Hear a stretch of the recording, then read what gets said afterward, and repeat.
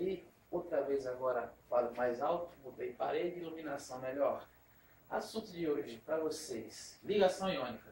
Bom, resolvi dividir os dois tipos de ligação, porque ligação iônica, como é um pouco mais fácil, tá? Eu vou falar daqui a pouco como é que funciona, deixar a ligação covalente de lado porque ela é um pouco mais, vamos dizer assim, mais detalhada.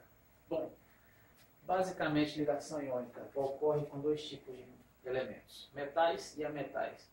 De acordo com suas configurações eletrônicas, os metais apresentam 1 até 3 elétrons na última camada. Já os ametais possuem de 5 até 7. Só lembrando, todas as ligações químicas ocorrerão sempre na última camada de cada elemento. É tanto que nas ligações químicas tem uma regra chamada regra do octeto. A regra do octeto é direcionada basicamente para as ligações iônicas. Existe uma beira, que eu chamo assim, na regra do octeto, que é chamada de regra do dueto, onde essa regra do dueto é aplicada ao elemento hidrogênio, porque o hidrogênio ele não pode doar o seu único elétron que tem. Bom, isso a gente vai ver no próximo encontro relacionado com ligação covalente. Na ligação iônica, qual a principal característica dela? Como nós vimos aqui, metal tem de 1 a 3, a metal tem de 5 a 7 elétrons. Só observando, as ligações ocorrem sempre na última camada. Bom, característica fundamental da ligação iônica, doação e recepção. Quem doa elétrons? O metal. Como ele tem apenas de 1 a 3 elétrons na última camada, a tendência desses elementos é de doação de elétrons. Já os ametais têm de 5 a 7 elétrons. Se você pegar a sua tabela periódica, esses elementos fazem parte dos grupos 15, 16 e 17. Consequentemente, são os mais eletronegativos. Nisso, eles têm a tendência de captar mais elétrons para si. Então, a principal característica da ligação iônica é justamente isso, a doação e a recepção de elétrons. Partindo do princípio que, não se esqueçam, ligação iônica sempre envolvendo metal e ametal. Na ligação covalente, já vai ser uma outra história a ser contada. Bom, eu coloquei aqui dois exemplos clássicos de ligação iônica.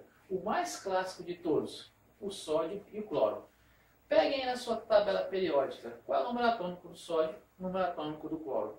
Se você for fazer a configuração eletrônica, você vai chegar aqui. Sódio possui um elétron na última camada. Se ele tem um elétron na última camada, ele é metal. Se ele é metal, ele doa.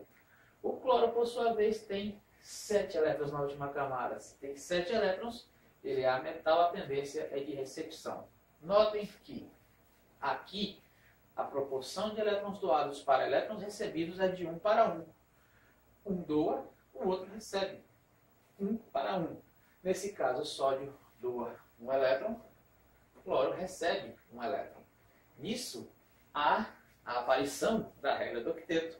Quando o sódio doa um elétron, a camada anterior é a última, passa a ser a última, com 8 elétrons.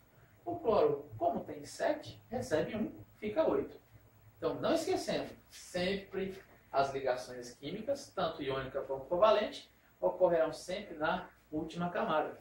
Então, aqui no caso, como a proporção é de 1 para 1, o elemento que doa, ele fica com mais prótons do que elétrons.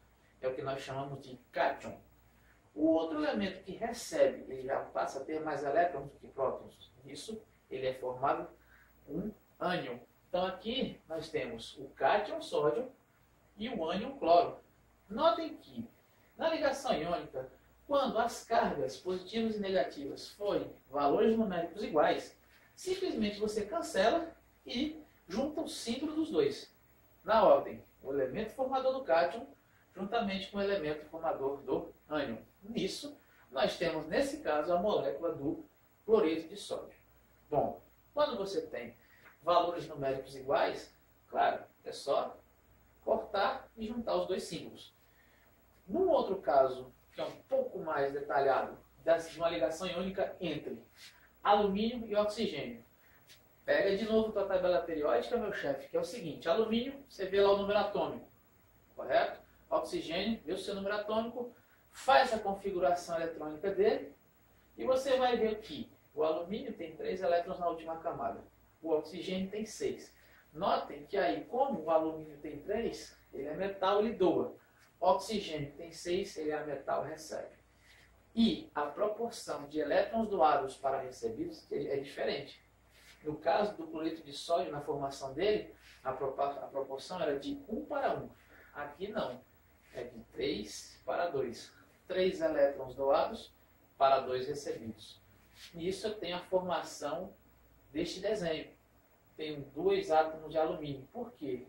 Se eu utilizar apenas um, saem 2 aqui para um átomo de oxigênio, sobra 1.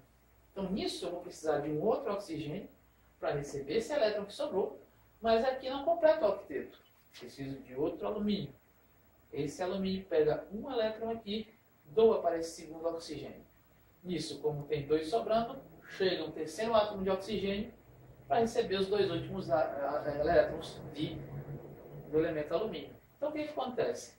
Eu tenho aqui o octeto completo dos elementos alumínio e oxigênio. Aí como é que eu vou saber a carga de cada um? E aí, como é que faz? Simples. O alumínio, ele não tem 3 elétrons na última camada? Aqui. Aqui, ó. Você fez a configuração eletrônica, não achou 3? Aqui. 3 elétrons na última camada. Então, o que acontece? A tendência de doação, se ele doa, ele forma um cátion. Cátion é L3+. O oxigênio, não são 6 elétrons na última camada? Ele não tem que receber 2 para completar seu octeto? Então, está aqui a carga dele. 2 menos. Aí, o que você faz numa situação como essa? Você não pode cortar os 2 valores, por quê? São valores diferentes. Então, o que vocês vão fazer? Vocês vão cruzar esses valores numéricos de modo em que as cargas são eliminadas. Isso você tem a forma do trióxido de alumínio.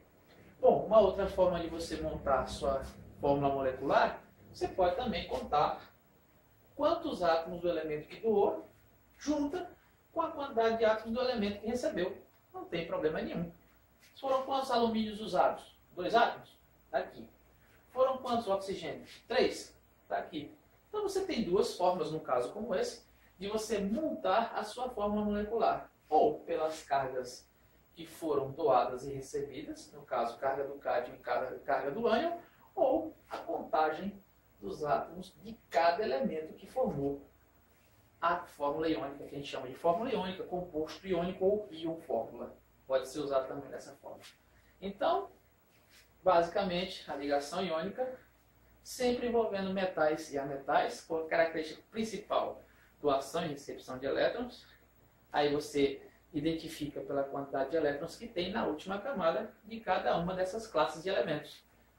Os metais de 1 a 3, a metais de 5 a 7 elétrons. Nisso, partindo da configuração eletrônica, observa-se quem doa e quem recebe, faz-se a transferência de elétrons, do que doa para o que recebe, vê a carga de cada um, se forem cargas de valor numérico igual, cancela-se e junta-se os seus símbolos. O primeiro símbolo é do elemento que doou, o segundo símbolo do elemento que recebeu. Se forem cargas de valores numéricos diferentes, cruza-se os seus valores, eliminando o sinal. Combinado? Gente, estamos aí, terminamos essa faixa de ligação iônica. No nosso próximo encontro, a gente vai trabalhar a ligação covalente, que é um caso mais delicado, porque além da principal característica ser compartilhamento, a gente tem que ver quais elementos podem fazer isso. Então, gente, por hoje ficamos por aqui. Fiquem com Deus na Santa Paz de Jesus. Até a próxima e esperarei vocês no próximo encontro, com certeza. Valeu, obrigado e até a próxima. Tchau.